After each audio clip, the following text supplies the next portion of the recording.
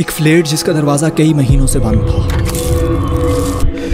इस फ्लैट का किराया ना मिलने पर जब पुलिस को इतला दी जाती है तो पुलिस इन्वेस्टिगेशन के लिए दरवाजे पर दस्तक देती है, लेकिन कई बार दस्तक देने के बावजूद भी दरवाजा नहीं खुलता। और जब पुलिस इस दरवाजे को तोड़कर अंदर दाखिल होती है तो इन्हें एक औरत की गली सड़ी हुई लाश मिलती है। और हैरान कर देने वाली बात, तो जब इन्वेस्टिगेशन की जाती है तो ये लाश किसी आम इंसान की नहीं बल्कि एक ऐसा इंसान जिसे एक नहीं, सैकड़ों नहीं बल्कि लाखों लोग इसे जानते होते हैं। और जब मजीद इन्वेस्टिगेशन की जाती है तो पता चलता है ये लाश कई महीनों से वहां पर पड़ी रही। लेकिन सवाल ये है, आखिर लाखों लोगों में से किसी एक ने भी इसके कई महीनों तक गायब हो जाने पर इसका पता तक ना पूछा। और ये लाश हुमैरा असगर की थी। हुमैरा असगर एक ऐसी सोशल मीडिया इन्फ्लुएंसर जिसके 7 लाख से ज्यादा फॉलोअर्स हैं। इतने लाख फॉलोअर्स में से किसी एक फॉलोअर ने भी या इसके किसी इंडस्ट्री कोलीग ने या किसी फ्रेंड ने इतने अरसे तक इसके गायब हो जाने पर इसका हाल तक ना पूछा। क्या वाकई में इसके वालिदैन ने अपनी और अपने खानदान की इज्जत बचाने की खातिर अपनी ही सकी औलाद को तन्हा छोड़ दी? क्या शायद इसीलिए इतने अरसे में इसकी फैमिली ने इससे राब्ता तक न किया? इस सब किसी का एक ही जवाब है, लोग क्या कहेंगे।